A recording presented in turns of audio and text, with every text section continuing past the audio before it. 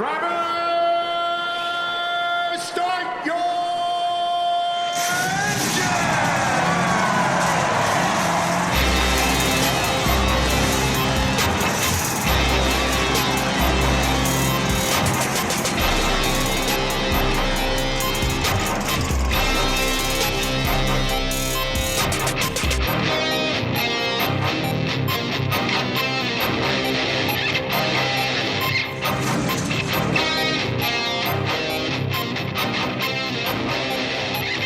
Race fans, welcome to the Music Radio Network, the Drafting Circuits program. My name is Frank Santoroski. I'll be your host for the next hour as we talk about this past weekend in racing and preview next week. Joining me in the studio, I have Richard Youden and Luis Torres. Guys, how are we? We're very good, thank you. Yourself? Wonderful. Luis? Another year older and feel grateful for playoff season. Older. Year older, but a year wiser? I hope so, and hopefully a year from now, I'm earning money doing what I love without scrambling for bookings. All right, so this past weekend we had NASCAR playoffs were in Talladega, which is generally a messy race, but this one was actually a clean race. And then Formula One was in Singapore, where Formula One put on a bit of a messy show. Yeah, a little bit of a flip-flop there, but both races quite exciting. And I'll tell you, Richard, I really believe that Formula One probably should do more night races because the visuals are absolutely stunning. Absolutely stunning watching the cars under the lights with the sparks flying and all that stuff. So, but But you wait till Vegas next year. I know that. Yeah, that's gonna be wild with all the lights on the strip and all that stuff. That's gonna be something else to watch. So, but anyway, so we were speculating that Max Verstappen could sew up the championship and clinch it here, and he did not. He didn't. No. He didn't start from a great position and really didn't make up a lot of ground during the race. On the flip side, his teammate Sergio Perez controlled the race fairly well the entire day and won the thing, which is good for him because his performances have been a bit up and down this year. So it's always not a bad idea to win some races at the end of the year and finish off on a high note. So Richard, let's talk about Singapore a little bit. Yeah, first time since 2019 we've been on the streets of Singapore and as they call it, the OG night race. The original Fomula One Night race, and as you say, visually a stunning event to be at. From a driver's perspective, one of the most demanding races of the year in terms of humidity and temperature. You know, they sweat like you cannot imagine.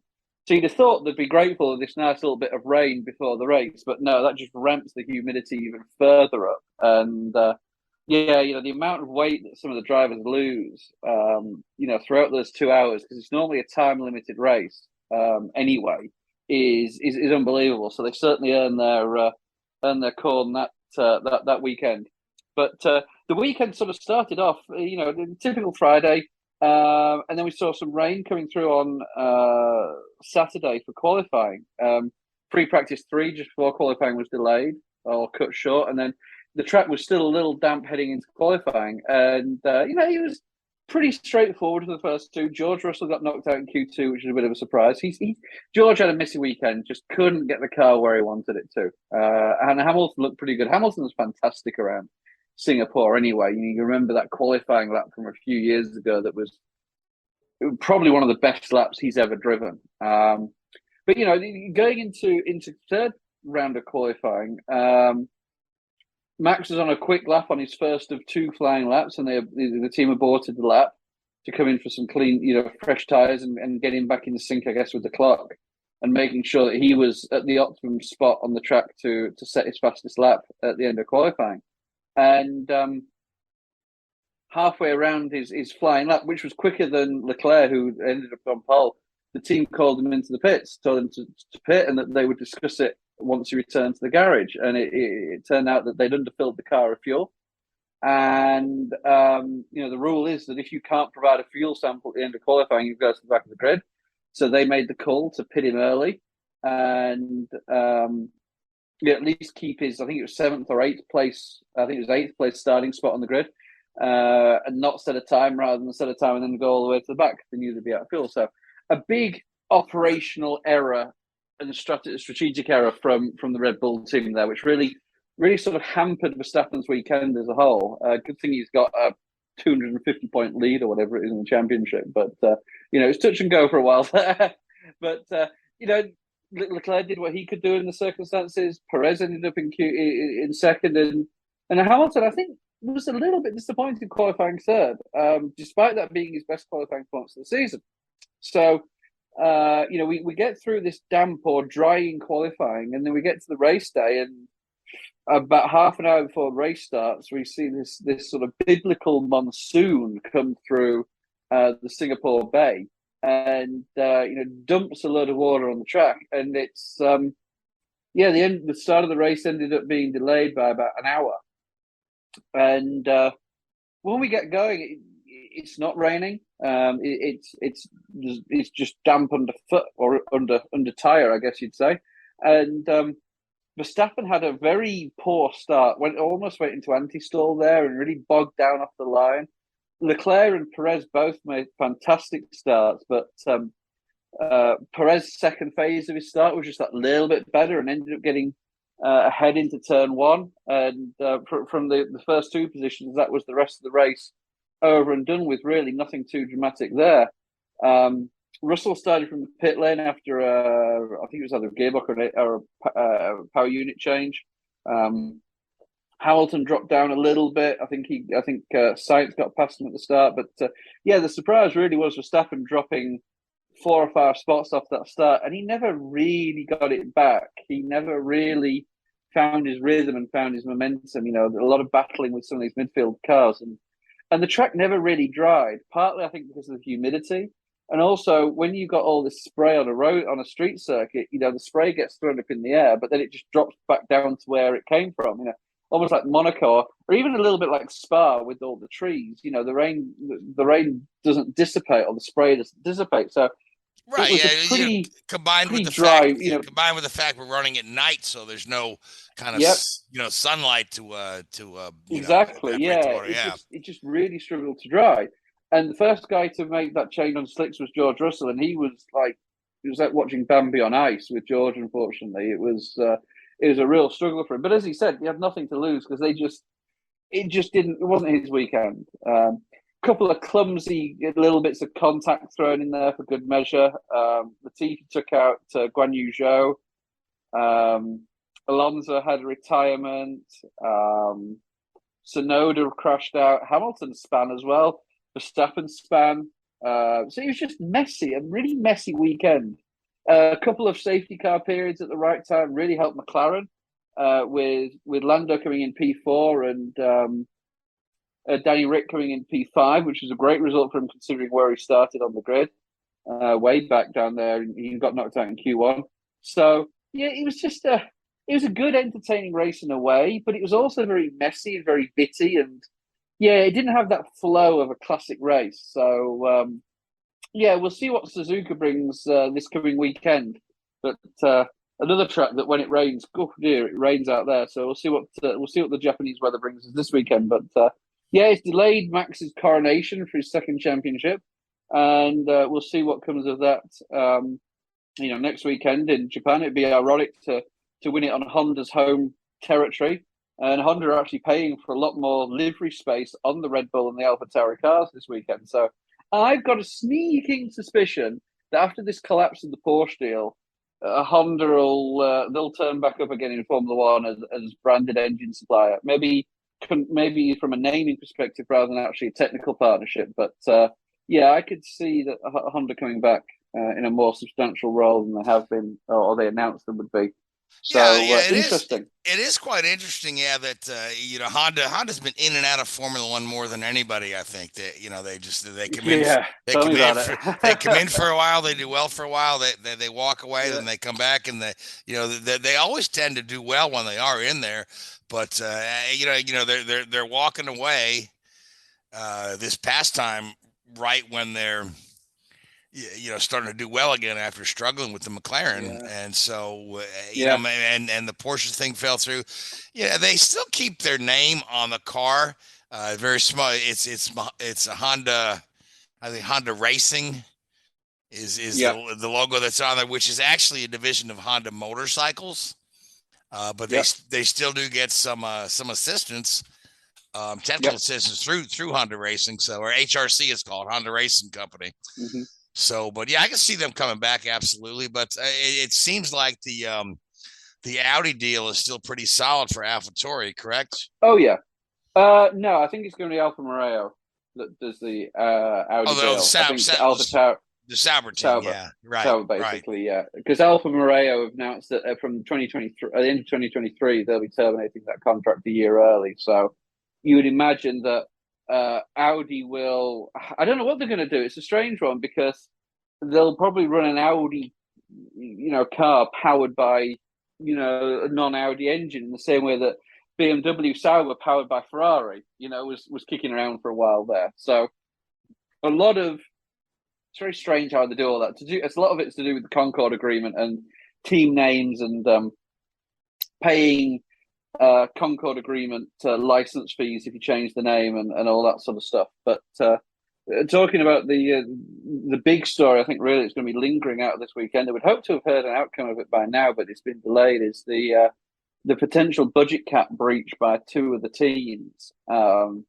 Which is certainly going to be something that we're going to look at and talk quite a lot about over the coming weeks and months. And that could have some big ramifications on the legitimacy of the FIA in many, many ways and how they handle these punishments. Because, they haven't defined any punishments, so we'll see what they come up with.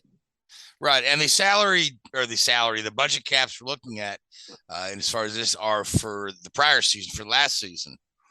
Correct. Yeah. So 2021. Right. So So the process is for 2021. The budget cap was, I believe, $145 million. The accounts were submitted in March, and it's taken until now for the FIA to analyze the accounts and compile a report. Now, these accounts will be, these are the mother of all audits in many, many ways. This is high level professional accounting at the minutiae detail, and there's supposedly two breaches by two teams. One of them, believed to be Aston Martin, is what they call a minor breach, which is within 5% of the budget cap. So budget cap of 145 million, so 155%, about $7.5 million overspend, which is significant. If I spent $7 million too much a year, I'd know about it. Your wife would let you know about it. Oh yeah, she'd be the one doing it. But and then on the other hand, from the Red Bull side, who is supposedly the team responsible for this overspend, it's supposedly in excess of 5%.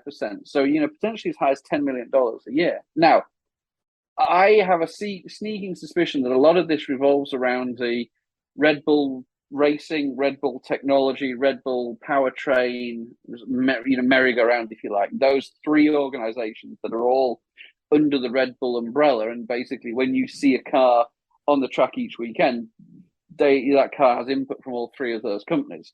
And it's not a secret that teams carry out, pretty trick accounting to move money around and almost give away gearboxes for free, for example, depending on how it all falls into place. So that's going to be very, very interesting to see how that all works out. Obviously Red Bull. The interesting thing here, though, is because we're so deep into the following season now, right? And now we're looking at this from last year, right? So any kind of penalty, whether it be points wise or whatnot, was going to affect results that are already in the record books. And you wonder, is there a way to be a little more expeditious about the accounting. But when you're talking about these sums of money and these kind of things, it's just a very time consuming process, and you certainly can't. Oh yeah, submit receipts throughout the season. I guess you could, right? And if you spend too much, the FIA got to the rubber stamp that says this is bullshit and put it on the invoice and send it back to you. But it is, because so now there's some of the more clickbaity type of Formula One websites are speculating that they could actually pull Verstappen's championship from last year and award it to Hamilton, which I don't see the FIA going to that extreme. Particularly this long after the fact. So, especially with the way that last season ended, anyway. Exactly. It wasn't exactly a clear cut thing, was it? No. I can't see them. That gives them more of a black eye if they do something crazy like that. It's really a tough situation for them and how they handle this. It is. I mean, I think we talked about this briefly off air before the show. You can't penalize somebody for spending too much money by a financial penalty, because I'll tell you now, a company like Red Bull, they used to spend $300 million a year, never mind 145. So if you penalize them $10 million for going 10 million over the budget, they're like, oh, okay. So then Ferrari's going to do the same. Mercedes are going to, it's going to defeat the point of a budget cap, because it's basically, it just ends up that for every dollar over the budget cap you spend, it's really $2 because you're going to get that equivalent fine. You can't fine them enough money to make it justifiable, really, because you're dealing with such fine margins of development. Could you dock them wind tunnel time? Because obviously wind tunnel time is limited. Could you dock them pre-season testing time? Say, okay, we've got 10 days of pre-season testing or 8 days of pre-season testing. We're going to take 4 days of that away from you, or whatever it may be. The problem is the teams with money will use their money to find a way around a situation like this. And I've been thinking about this a little bit, actually. And, what may be at play here is, when some of these teams look to spend money, especially on like capital expenditure. So say, for example, and I'm just talking off the top of my head, a new autoclave or a new, new set of, some new wind tunnel equipment. I mean, equipment that you can't just buy, from Amazon.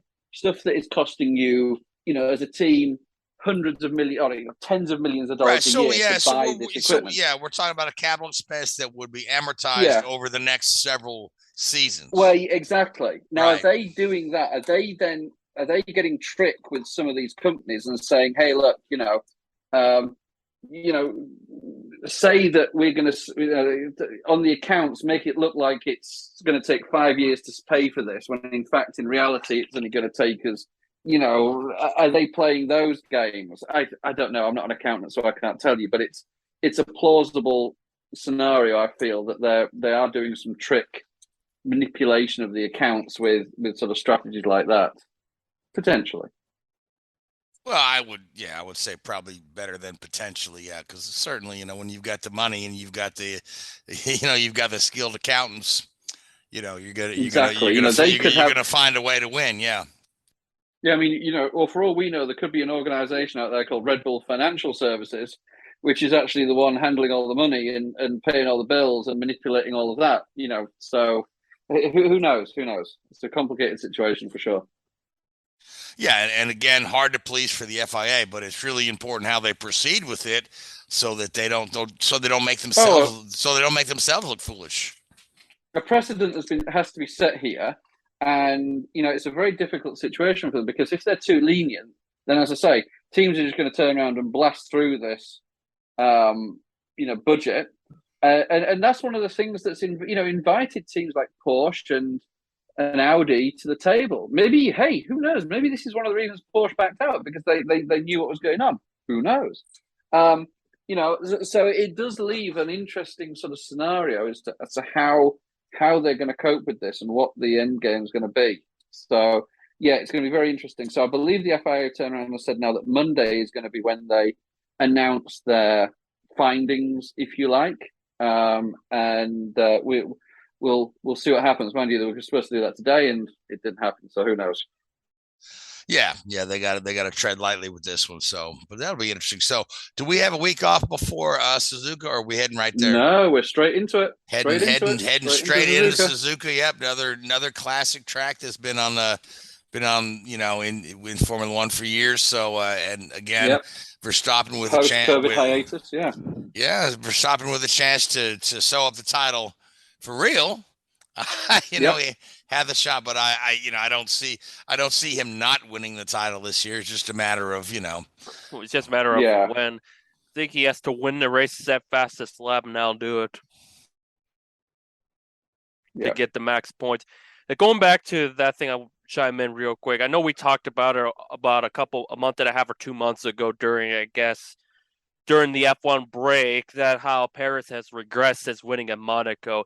And I felt like this was the race that I felt like he finally stood up for himself, because let's face it, since the first half of the year, like the first third of the year, to be honest, he was having his best runs of his career, and then he dipped to where he's now lucky to even be. He's still in the mix with Leclerc, but if Ferrari weren't Ferrari, it would have been top two would be Verstappen and Leclerc by a country mile over Perez. But do I think he can finish second? If he continues to perform like he did in Singapore, who's to say he'll finish second right now?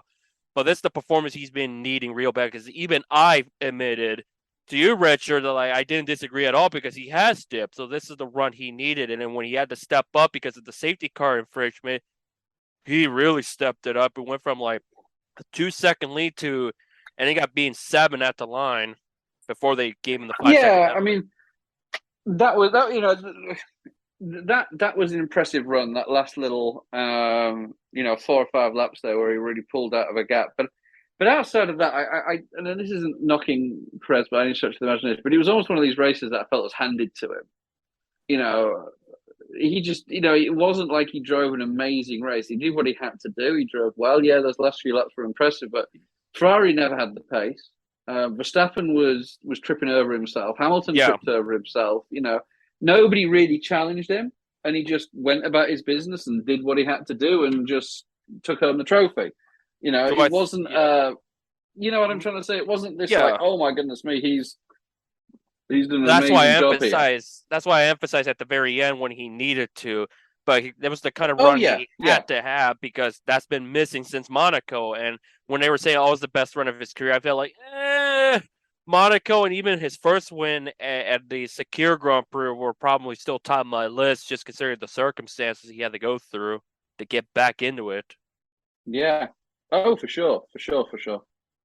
Yeah, he was never really pressured, but again, a win is a win, and it's good for his own morale too, because I'm sure that he feels he slipped too, and I'm sure it must be a little demoralizing to have Verstappen as a teammate who just goes out there and decimates the field week in and week out. So so good for him. All right, so you guys want to pick a winner for Suzuka? You think Max gonna lead it all again, or we see somebody different up there? Suzuka sometimes produces interesting results. It's a great track, isn't it?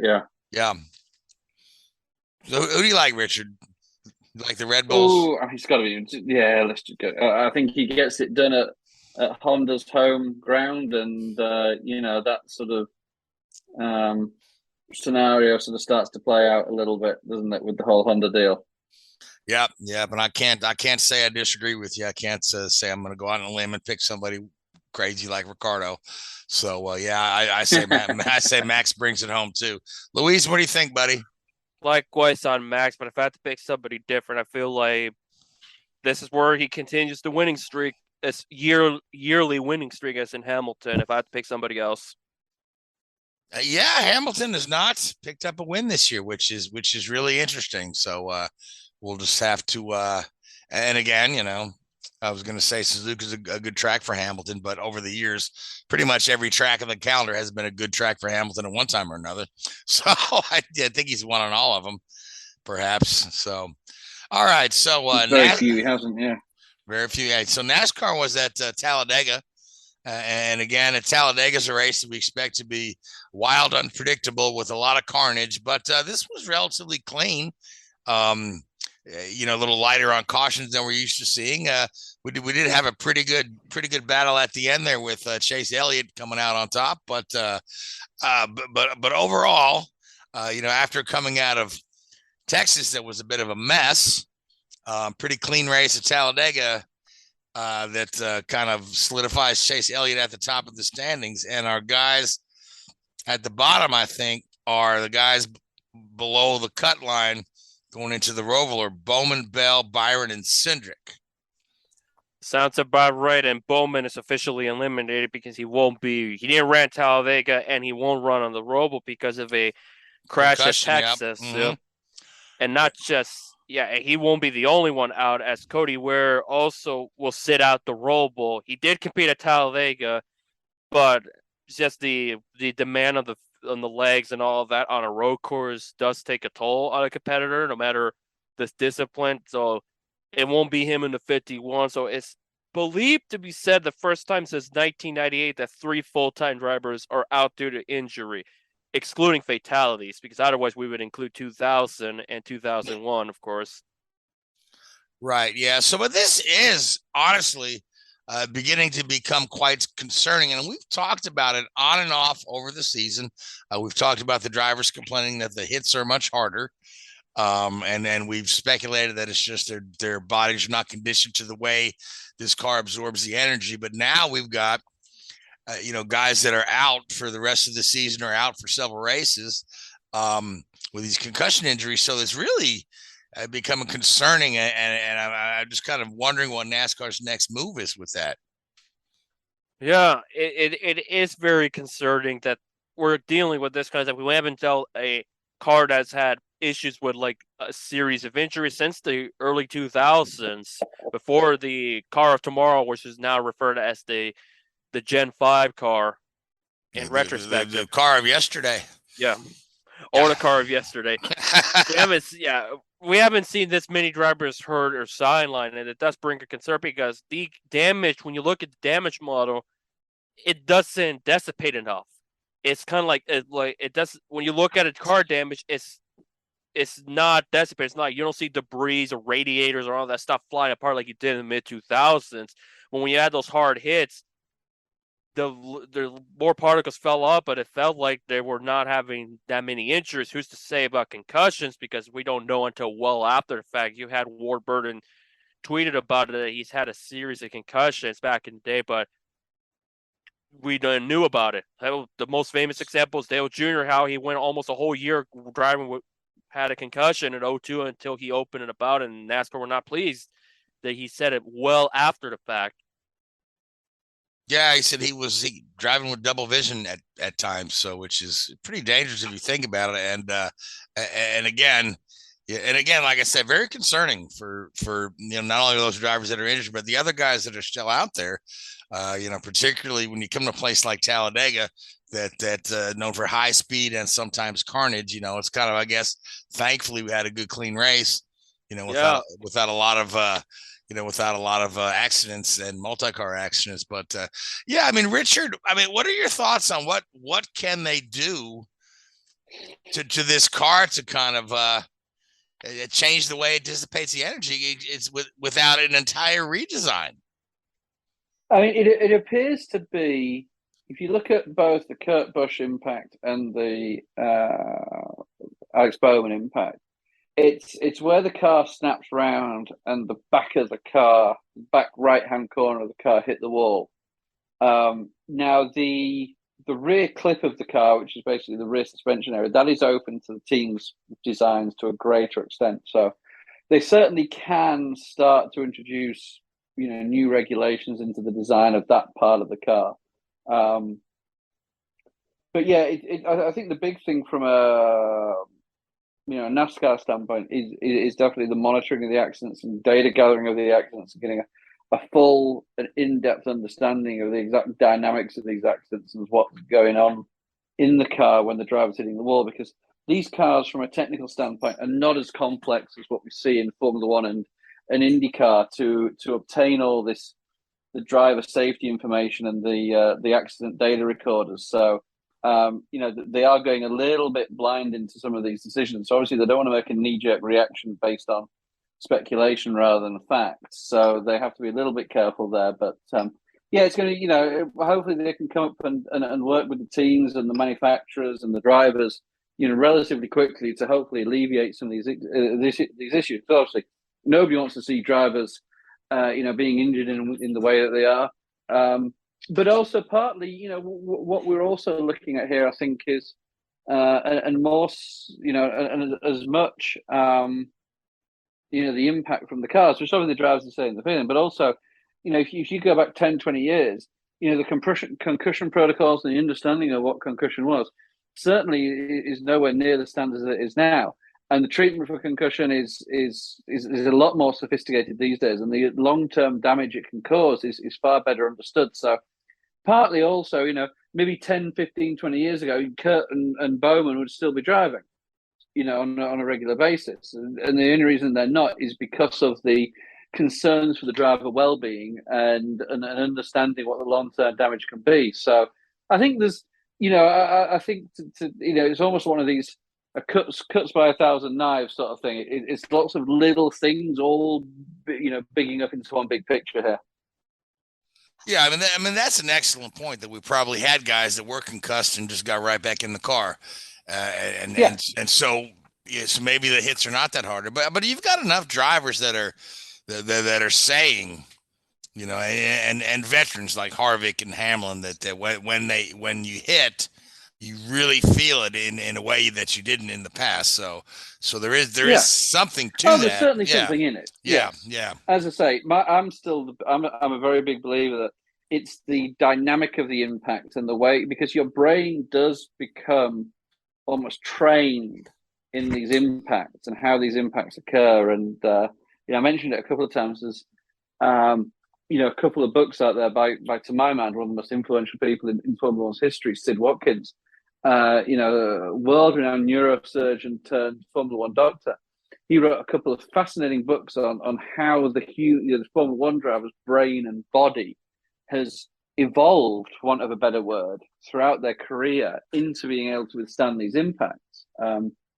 Because he was doing an analysis of some accidents, and if you or I were in that car, it would have killed us or caused extreme brain damage. Whereas a lot of these race car drivers just come out and go, "Oh, yeah, that was a big hit," because their bodies and their brains have become accustomed to these sort of impacts and trained to withstand them. So, maybe that's, as I say, I think there's a lot of that going on there, that the drivers aren't used to this type of accident.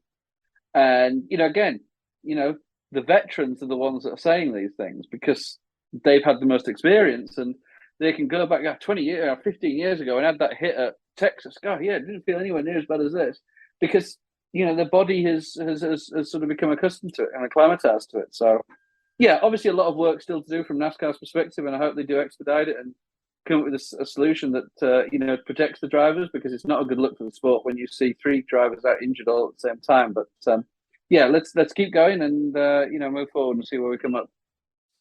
All right, sounds good. So, Louise, let's talk about the race itself a little bit. You want to take us through it? Yeah, aside from a multi-car accident involving Ricky Stenhouse Jr., Harrison Burr, and Ty Gibbs that collected a fair chunk of the field, but only 3 were out of the race due to it. The race was relatively calm, and the biggest thing that I was thinking going into the race is how will the Cup drivers find a way to make this yet another typical calamity of disaster? Because the previous day, the Truck Series was horrendously disastrous. Xfinity was super clean to the point that you only had 1 genuine caution for the whole race. So I was thinking, my mindset, even in general, these drivers should probably consider going into it's 2001 at Talladega. Wasn't the Xfinity race? Wasn't the stat that every car that started finished? Yep, and that's the only time that's happened at Talladega. Yeah, or at super speedway racing in general. Yeah, interesting. Yeah, so I was thinking, how will they? And at the beginning, it looked like, well, we're setting up for it. But here's the thing: this year, with the exception of the Daytona race in August, it's been relatively calm. Because, yeah, you had your wrecks then and there, but it wasn't like your big disastrous ones where you get everybody collected, albeit the one at Daytona was part Mother Nature and part just reaction time and all that stuff. But overall, it seems like it was a race that had a couple guys in front for much of it. You had Ryan Blaney, of course. You had Chase Elliott, Kyle Larson, Eric Jones was well in the mix. So was Ross Chastain. So it looked like it was going to be a battle again, Penske versus Chevrolet, but all through that it was relatively clean. We didn't have another major wreck after that, aside from Corey LaJoie, who had a hard hit in the turn one wall after would look like a tire failure or suspension failure, but he was out of the race after that. But from there on, it was just a matter of using your head, strategizing when to make the right move. And lo and behold, at the white flag lap, Chase Elliott made the right moves when he needed to get by the Blaney and those guys, and he was able to get his 5th win in the season by inches over Blaney, which was a big relief that they used their heads, because that's been my biggest complaint for the last half decade plus about super speedway racing, is they're not using their heads, they're not using their potential to really strategize, play like a chess game to keep the super speedway racing intense in a clean way. And we saw that this Sunday. I think part of it may be the fact because of what happened in Texas, where all these drivers had horrific accidents and the flat tires and the concerns of the car, that they really had to be on their best behavior. And they did, much like it was back in the spring Talladega race in 2001, the first super speedway race after Earnhardt was killed. They used their heads, and it ended up being a caution-free race. They looked out for one another. Even when the cars wobbled in 2001, they walled back enough to the point that you had a couple near wrecks that ended up not just being incredible saves, and the race went on without any drama as far as attrition, aside from stage one. Yeah, and again, as I watched the cars at Talladega, it seems to me like this particular, the Gen 7 car, it seems to be a little more stable under high speed and on the super speedways than previous iterations of NASCAR chassis. I don't know if that's just me, reading into it, or if it actually is, but it seems to me if they get a little loose, they can kind of gather it up a whole lot better than they used to. It used to be you got a little loose, next thing you know, you took 5 guys out. Yeah, so, but you see guys get a little bobble now and be able to gather right back up. So. Yeah, I'll be curious to see what happens the next year with the super speedway races. Your traditional ones, that's in Daytona, Talladega, Atlanta, is a wild card super speedway in my book. I think they just decided Atlanta was a super speedway, even though it's not really. But they just did this, a new gimmick we'll call Atlanta super speedway. But yeah, it is a very fast track. But yeah. But yeah, I'd be curious to see how if they keep it up going forward, because if they do, then we're really gonna see like what we saw back in the day when you didn't. Yeah, you'll have your one multi-car accident, but otherwise, the ones who are really smart will make their moves smart, and they'll be at the front when it matters most. And mind you, in that battle, that was for 2 lap. There was a 2-lap shootout because Daniel Hemrick's car would not fire, and they brought a caution. And then should have seen, wait a minute, did he throw the yellow just because his car wouldn't go on pit road? And then I saw, he's already out of pit road. It's just it would not get going. So it was a justifiable yellow as soon as. They had to move that car before they got going up to speed. Yeah. So, but it set up the shootout, which. I was afraid here we're going to have multiple overtimes. We've seen that so many times at these super speedway races that we go a lap and a couple guys wreck and again and again and again. But now these guys held it together really well. And again, Chase Elliott just making all the right moves there at the end and taking the win. So and poor old Blaney can't seem to buy a win this year, but good race out of Blaney. Yeah, it was a strong run that he'll need if he's going to make it further, but he's still got to find a way to get that win because time is running out. We're down to the final month of the year because, as we're recording this, we're a month to the day where we will crown us a Cup champion. Right. We have 5 races remaining. Yep. Yep. And we are coming up to the Charlotte Roval this coming weekend. And it is an elimination race. We already talked about who's below the cut line, but there's other guys right above there that could be in danger, particularly if one of those guys. Now, like we said, we know Bowman's out, so that's a gimme there. So, but there's going to be 3 other guys eliminated, and again, we said it was Cindric, Byron, and Bell, and You said okay. Yeah, but here's the thing: aside from Chase Elliott, no one is necessarily safe. There's not real. There's some that are in the high 20s and 30 to the good, but they could have a problem early in the race and they'll be done. So there's nobody necessarily safe but Chase Elliott right now. No, and again, there's nobody that really looks like a championship favorite yet. No, not yet. Nobody has been non-playoff drivers, with the exception of Bubba, who's 45 cars in the Owners' Championship. Right, yeah, but even then, when Hemrick won last week, or Reddick rather won in Texas, already out. He was already out. And then he wins the race. But like, okay, here we go. Week too late on that one there. So yeah, Chase Elliott, the first guy who's still in the playoffs to win a playoff race this season. So yeah. I still feel like Logano is the one you got to get through, but Larson has stepped it up a little bit, and of course Elliott winning. But I still feel like you got to get through Logano. I feel that's my gut feeling right now. You got to get through Logano in this playoffs. Yeah, Logano's been pretty consistent this year. Yeah, but I mean, and Elliott looks strong every week as well. So yeah, it's just what happened at Darlington, the Texas, that kind of stepped it back a bit. But now that he's got that win, that mojo should probably get back in. Who's to say Elliott could go on a tear and win a good chunk of the remaining races? Right, and as could Kyle Larson, who's been kind of really quiet this year.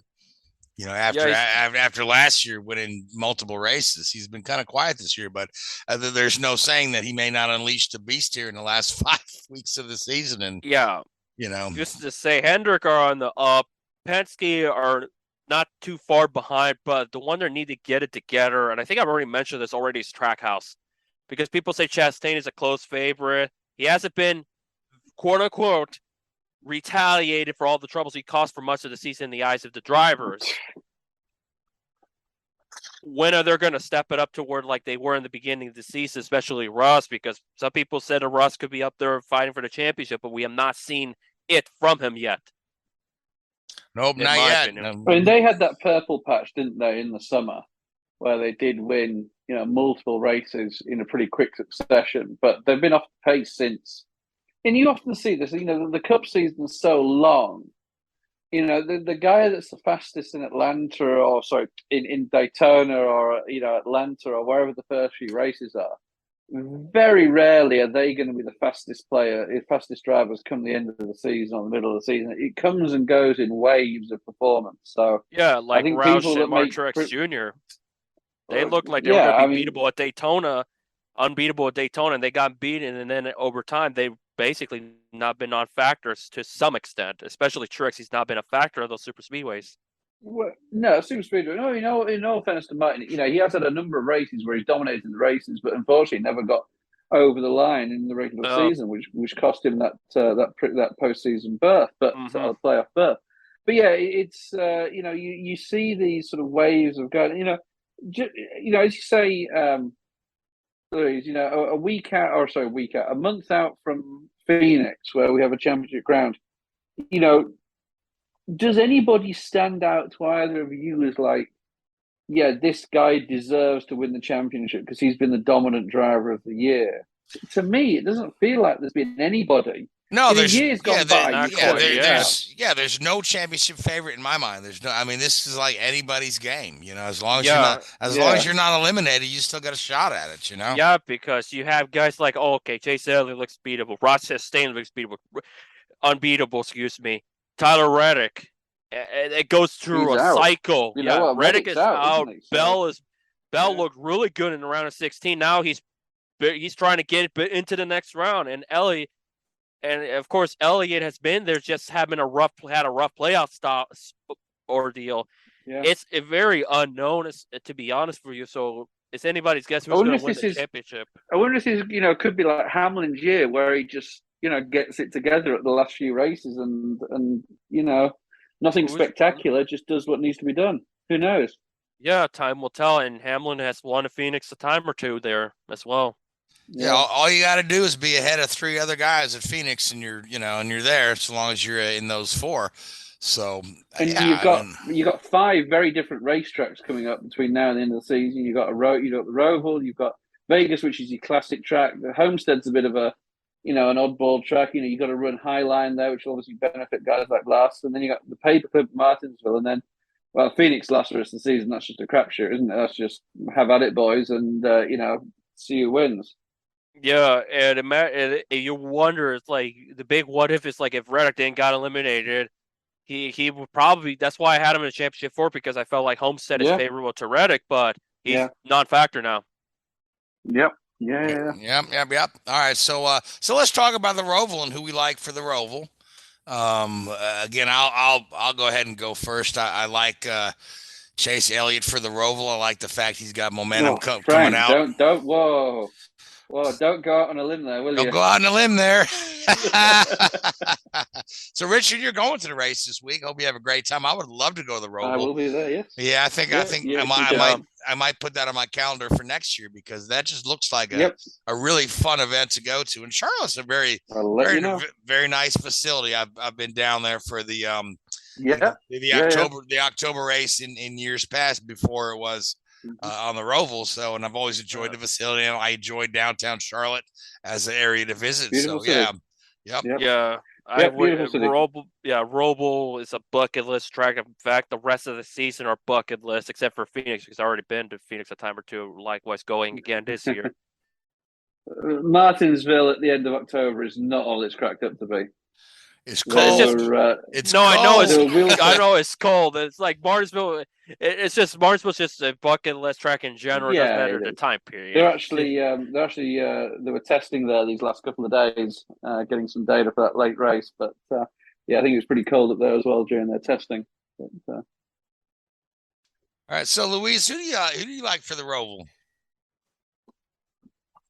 I feel like I talked about it a little bit a minute ago. I think I'm going to go Ross Chastain. I think he gets this road course win redemption after what happened at the Indy road course. Okay, so Chastain for you, solidify a spot in the next round of playoffs. So another guy I think you got to watch out for is Cindric. I mean, he squeaked his way through the last round, and he's below the cut line this time. So I get a feeling like maybe luck's going to be on this guy's side, and he'll squeak his way into the next round too. So, but we'll see. He could get it done. Who knows? Cindric's there's also Allmendinger in the mix too. Yeah. Allmendinger could keep the non-playoff momentum going. Yeah, you can't ever bet against Allmendinger on any road course. I mean, that guy is just he's the ringer. Allmendinger, the ringer. So and him going full time next season with colleague, early watch out for him as far as being a multi-time winner. But time will ultimately tell, of course. Yeah. So let's talk about this penalty for Kevin Harvick. Pretty massive penalty, 100 points and then loss of a crew chief for the next 4 races for unapproved modifications to the car after Talladega. Yeah, it's not the first time we've seen this. I think McDowell had a penalty like it as well, where like they brought the car to an R&D and then a couple days later got bobbed for a penalty. Well, it wasn't just a modification to the car. It was a modification to a standard part, or whatever the phrase terminology they use is. I can't remember the exact terminology, but it's a controlled part, should we say, that NASCAR issues to the teams. So to modify that is a single source part, I think is the phrase they use. Yeah, modifying that is a big no. You're that gets you in NASCAR's bad books pretty quickly there. Now I'm sorry. Did you tell us what the part was? I don't think they've said what the part is, but it was a standard issue part. Let's have a look. So, Yeah, it just says NASCAR officials issued an L2 level penalty Wednesday on the number 4 Stewart House Racing 14 for unapproved modifications of a single source part. So that could be an engine component, that could be part of the suspension, that could be part of the chassis. There's so many things now in NASCAR that are single source. So basically, every team has to buy the same part from the same manufacturer. You're really. It'd be fun to know what it was, just so we can kind of discuss whether or not it gave him a performance advantage. Because we've seen guys penalized for things that don't necessarily give them any kind of performance advantage, So, but again, you got to play by the rules. So, but we had, what was the penalties a couple of years ago for the deck lids and things like that? Intake manifolds. Oh yeah, some of them they know exactly what they're doing. Yeah, exactly. Yeah, but, so. Or the tape. And I'm sure they knew exactly tape on the nose. Yep. Yeah, they knew exactly what they were doing. So yeah, that's a big one. That's that'll take some explaining to get away with that one, and obviously they couldn't explain it well enough. Yeah, Harvick's already out of the playoffs, so the 100 points doesn't really mean a ton to him. He's not going to drop too far farther back than he already is. It's probably like, let's see if we can get away with this for next year. And then you keep that in the back of your mind and said, remember at Talladega where we did this, that, or the other? Well, we got away with it, so we'll do it again. And then we'll get hauled up again. You couldn't do this. You say, well, we ran this at Talladega, you didn't have a problem with it. So, it's all little tricks that these teams play at this time of year. Yeah, for sure. All it does is got to deny him a banquet spot in Nashville, where it's the top 10 if they still do that. The top 10. I think he'll be perfectly okay with that. I don't think he'll care anyways. He's out of the championship. Yeah. Yeah, he's kind of mad at NASCAR right now anyway. So he's basically over. He's over it as far as 2022 is concerned. He certainly is. Yep. So, all right. So we got about 10 minutes left. So let's talk a little bit about there's a couple other little bits of news here. There have been some management structure changes at McLaren IndyCar team there. They've brought in Brian Barnhart is going to be crew chiefing on Rossi's car. Rossi's going to run the number 7. Felix will run the number 6, so their car number will be 5, 6, and 7. Some folks are a little up in arms because after Wickens got hurt, back when the team was Schmidt-Peterson, they said they would reserve the 6 until, Wickens returned. But it's quite obvious now he's not going to return to IndyCar racing. And motor racing has never been one to retire numbers. You just look no farther than Austin Dillon out there running the 3 to tell that. So there's that little bit of news there, man. And they have a new director. The guy's name escapes me. So a couple of changes there. McLaren. Benjamin Taylor Kyle is no longer with them as well. No longer McLaren. Right. Yep. Benjamin Peterson has signed on to drive for AJ Foyt next year. Peterson, who contested the lights season this year, so he will be going to AJ Foyt to partner along with Dalton Kellett as Kyle Kirkwood moves over to Andretti. So a funded rookie, which AJ desperately needs the funded guys, but the guy isn't horrible. He's not a no talent ride buyer. The guy's got some chops to him, but but anybody hopping into a Foyt car it's a tall order to kind of get any kind of result. But it's it's a good career step for him to move into a full-time IndyCar ride. Yeah, for sure. It does help the Pacific Northwest side of things. You see, he resided from Seattle before he moved to Indianapolis. He's a Danish-American driver that won an Indy Lights race at Portland this past season. Has racked up a good amount of podiums in the 2 years he was competing for. Yep. So, yep.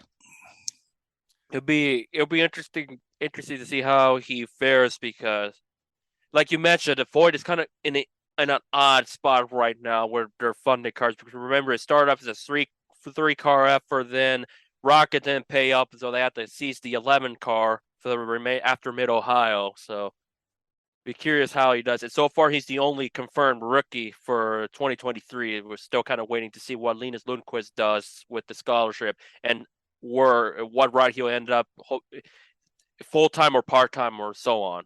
Yeah. So did we discuss that?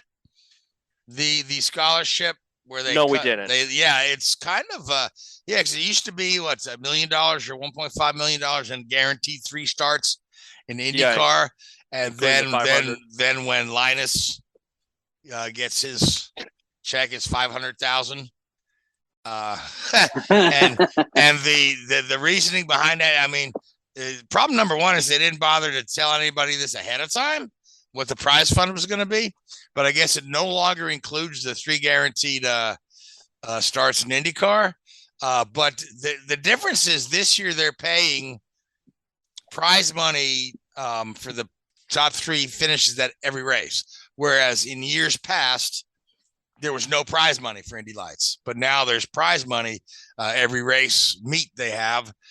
So that's the other half of the $1 million there. But again, the biggest thing that has people upset is we're just now finding this out. You know, we couldn't have said that at the beginning of the season. This is how this is structured now. So Lundqvist went from, winning the championship where he should be guaranteed a couple of starts. Now he's, trying to search for a ride. So, but the kid is good, and hopefully somebody will pick him up. Yeah, it's just a matter of who right now, because I think I mentioned before somewhere that the 78 car for Juncos is there, but I feel like they ought to get a veteran driver or a funded driver to be a part of that team to kind of further boost up Callum Ilott. Yeah, I'm not sure who out there is a veteran that's unless because Ryan Hunter-Reay does some side work with Juncos. He does some driver coaching work and consultant work with them. So if he wanted to get back into full-time, back into a full-time car, that's a possibility if they want a solid veteran driver. He's only 1 year out of full-time competition, but I don't know what his plans are. He's been running sports car, running IMSA, so, and he's been doing pretty well with that. But and who's to say he may get the Kanaan role for the 500 with Ganassi now that Kanaan has been rumored to go to Arrow McLaren, which debunked the Kyle Busch to McLaren 500 dream. Yeah, that's another one. Yeah, they said that they really haven't had a conversation with. Okay, well, Zach Brown said he hasn't had a conversation with Kyle Busch. Not to say that somebody in his organization hasn't, but they said they prefer somebody with some 500 experience, which would be, Tony Kanaan certainly has 500 experience. Of course, Montoya drove for them last year in the 500. He's got 500 experience. And then you've always there's a plethora of the, 500 only guys out there that are searching for rides. Your Sage Karams, J.R. Hildebrands, Oriol Servias, Taglianis, all those guys, trying to bum a ride sometime in May. So, but if Kanaan goes to McLaren, that does open up the extra Ganassi car, unless Ganassi does not run a 5th car at Indy like he did this year, because he's still planning on running 4 cars full time, where I believe it's going to be Jimmy Johnson on the ovals, or at least part time in the car, and somebody else filling in the rest. I mean, Kimi Räikkönen's name was mentioned there.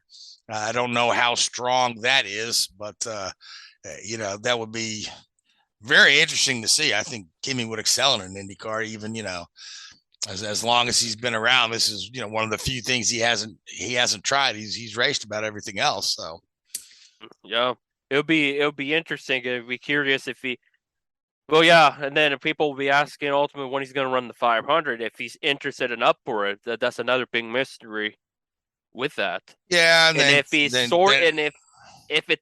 it does happen with Räikkönen runs a part-time schedule, and then if he wants to run the 500, though, that's your 5th Ganassi car that debunks Hunter-Reay from the equation. But who knows right now? Yep. So anyway, but yeah, there's a lot of months in between now and the start of the IndyCar season to settle all those things. So, but what there's not is a lot of time left in tonight's show. So I want to thank you, Richard. I want to thank you, Louise. I want to thank the Hoobazoo Radio Network, Spreaker, iHeartRadio, Google Podcasts, and YouTube. And I want to thank you folks that listen to us every week. But until next week, good night. The WHOOBAZOO. That's Subaru.com. Enter website, enter website, enter website, enter website.